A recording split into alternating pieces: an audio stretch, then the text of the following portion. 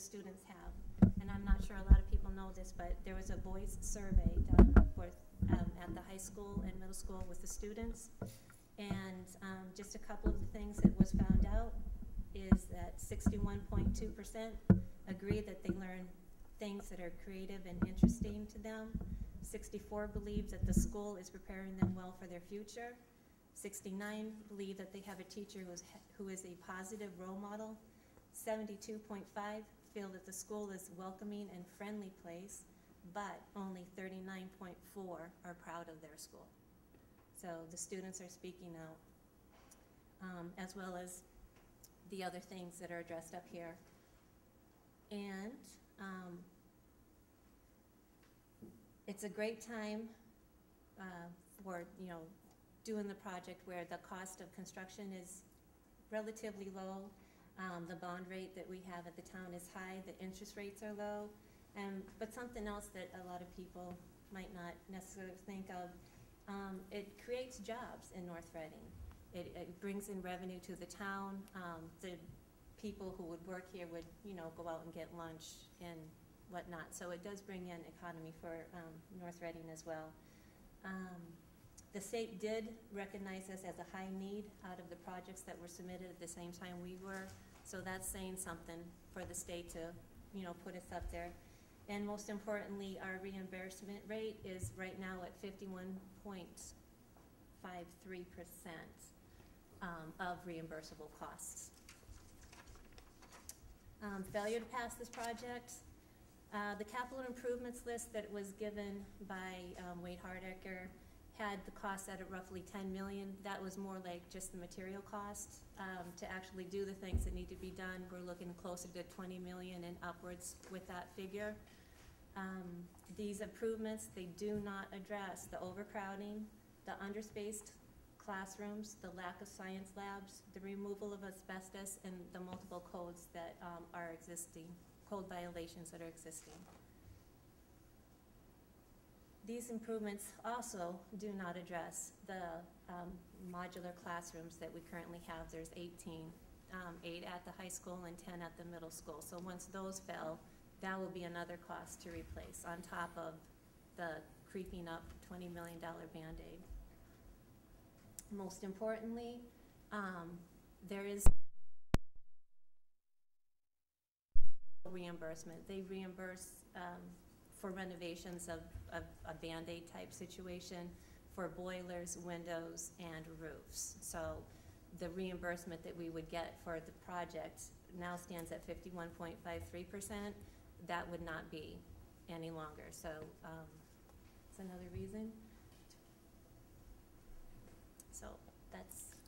Thank you, Janine. Anybody that has any questions for either Janine or anybody on the school committee or the secondary school building committee, please feel free to ask. We do have our architect, Brad Dorr, here tonight as well. So we would entertain questions for the next 10 or 15 minutes, move into the school presentation, and then we'll come right back to questions as soon as the school presentation is over. So feel free, anybody that has a question. Yes, sir. George Luongo, 18 Ridgeway Road, North Reading. I have a couple of questions. One of them...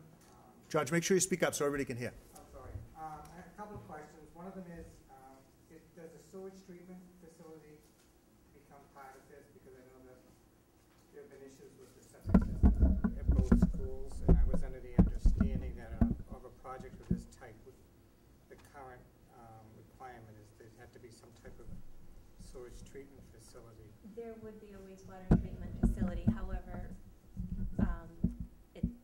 at this point, it's still in the works of how big and all of that kind of stuff that it will be.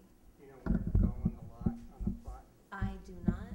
Brad Dorr could answer that. If you look on the site plan there, you can see where the softball field is, and there's a little yellow dot, which is where Wayne's utility shed is. The general thought is it would be somewhere there so that we could take it, use a gravity feed from the high school, middle school, high school, take it from there, bring it down to the plant, and then we would have a leaching field down below that. But that's definitely part of the project and part of the overall cost is the wastewater treatment plant. Does that also qualify for the reimbursement? Does that fall into It does not. It does not. It does not. I guess that's, I don't know, my entitled to. I was also wondering, I'm under the impression that the middle school right now gets a lot of water in the basement and stuff. Does this plan take care of that drainage situation in the middle school with the boiler rooms? Yeah, actually, we'd be doing waterproofing and damp-proofing where it would be required as part of the middle school. But the mechanical rooms and all of that would be relocated to serve the entire facility, and that would be located as part of the new construction project, along with as part of the renovated it's actually kind of underneath the cafeteria, but it's still, if you know that part of the site, it actually slopes away, so it would still be open. So, again, we'd be, doing all the waterproofing and damp proofing, even as part of the renovation project. But most of the middle school that's being proposed to be renovated is slab on grade and doesn't have a basement associated with it. Any other questions? Lassie? Yes, I have a question about timing. It's 120 days. The MSBA, once it approves the project, that's when you'll know the final cost, the final scope, and the final reimbursement, correct? That's correct. And then, but Janine had said that the vote might happen in late January or early February. Even though we have 120 days, that only seems to be maybe 3 weeks to I'm going to guess. communicate the details. I think that's a little optimistic. I think that the earliest we'll be able to take a vote is probably sometime in February. I just want to make sure that once you have all the final information, that there's enough time to communicate the precise details as a project. Yeah, we have not scheduled a town meeting or a special election as of yet, so there's still time to do that. We want to make sure, too, it all depends on when the MSBA takes their vote in January as well. So, again, I think the best case scenario would take a vote in February, but it might even be a little after that. Jerry, Yeah.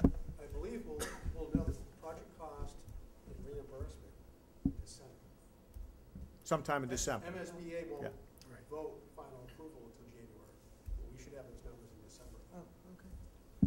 Any other questions? Thank you. Yes. Can I just have someone expand upon the current violations? Because I noticed, and maybe I'm wrong, the Band-Aid fix doesn't cover many of those current violations that are now at the high school. What exactly does that do for the children? Does that limit them in any way if we don't fix those violations? Well, I think Does when we it talk become- about Band-Aids, what we're saying is if this project doesn't pass, we're looking at a 5, 10, 15, 20-year period of time where we're going to be making repairs, improvements, large maintenance projects, and addressing the modular classrooms as well. We have 18 modular classrooms that are going to be replaced, not all at the same time, but over a long period of time. Those projects, even though Janine told you that we can get some reimbursement for them, that means we can apply for reimbursement. Doesn't necessarily mean we're going to get it or we're going to be on the list.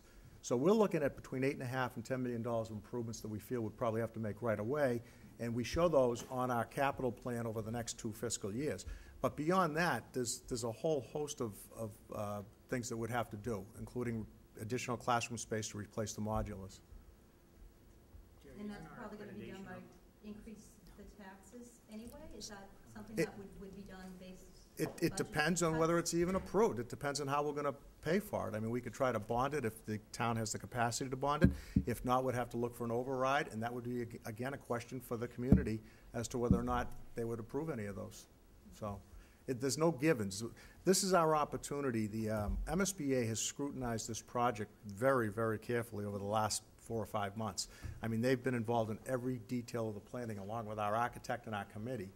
And when they were all said and done, they basically said or validated the fact that we needed this project, that the scope of the project was within something they would approve, and that the cost of the project was something that they would contribute 52.23% of.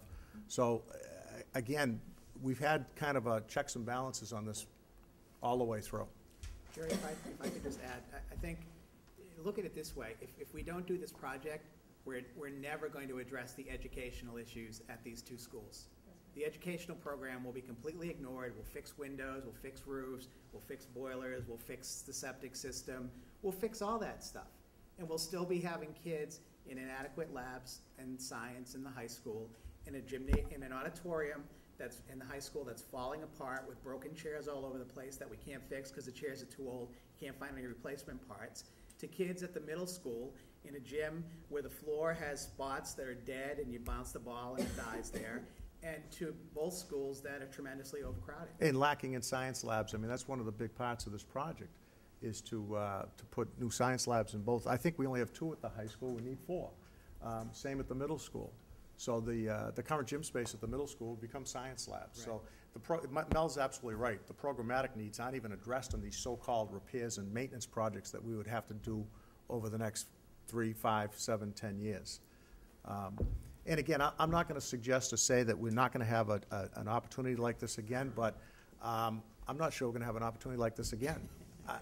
The bottom line is, I don't know that we're going to be able to get back on a list. I don't know how long the MSBA is going to be funded. I don't know how long that they're going to be able to assist communities in doing these types of projects. And if you look around, and this isn't a reason to do it, not that we're trying to keep up with the Joneses, but if you look around, every single surrounding community has a new secondary school building project that's been completed or is in the works to be completed. I'm talking middle school, high school projects. We're one of the few communities in this area that doesn't have an up-to-date secondary school building. Yes, ma'am. I really hope this passes and goes through. I'm tired of taking my child to basketball tournaments and tournaments at all these other schools, and my child looking at the great other school facilities that are out there. And I think that we really do this, we really need this, and I thank you for all the hard work that you've done for this, Janine. Well, Janine and a lot of the members of this committee have been at it for 6 years now. And there's a lot of work that's gone into this particular project, but it's up to you. It's up to the people in the community to vote for it or not vote for it. You know, we can only present it. We feel that we've done our job at this point in time. By early December, as Sean has suggested, we'll have a very good look at what this facility is going to look like, well above the design that you see up there now.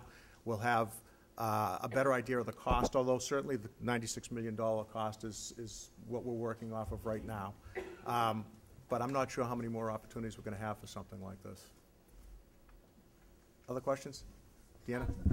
Today in my daughter's sports marketing class, it was 58 degrees, and it's only October. And I know that there are teachers and students that wear winter coats all year, all throughout the winter. How will the new school address the efficiencies in the heating systems? And the second part of my question is access to laboratories. I know that I'd like to know what the number of science classes there are at the high school and how we're utilizing the 2 that we have, how inefficient that is, and what the new school will bring us. Fortunately, it's 7:30. No, I think John Bernard's here. And John, if you want to just quickly address Deanna's concerns about the science labs and the science classes and the limitations. Sure, it's a good question. There are 2 science labs at the high school, and there are approximately 40 lab science classes that compete for those 2 labs. There are 49 science classes, but there are 9 that are not considered to be lab-based science classes. The others all are. So what the teachers do is they talk to each other and they decide who's going to have the lab on which day, and they schedule their classes around that. So in the new project, there would be 6 science labs, which would be a huge boon to our science program. So it's very exciting. We had the architects at our school last Wednesday and spent a significant amount of time with the science teachers, and when they saw what was possible, their eyes lit up. It was great because they're very excited about the ability to be able to run labs every day as opposed to maybe every 3rd class as they do now. So, as far as the heating, the heat is always a challenge. The area that I think you're talking about, Mrs. Castro, is an area that is one of only 2 areas in the building that has air conditioning, but it also has a pretty significant ventilation system, and it was. We're still kind of in that transition period between the nice weather and the cooler weather. Monday mornings are always a challenge because the heat is shut off over the weekend to save some money. So when we come in on Mondays, it's usually pretty cool in the high school, and that's an area that just does not heat up as quickly as others. So the good news is it's being addressed. I was on the phone with Wayne this morning, but those are the kinds of challenges that we're up against with some of the infrastructure of the school, whether it's plumbing, ventilation, Electricity. Our electrical capacity is maxed out, so it makes it very difficult to do a lot of things in the way of technology because we don't have the ability to expand the electrical capacity. So those kind of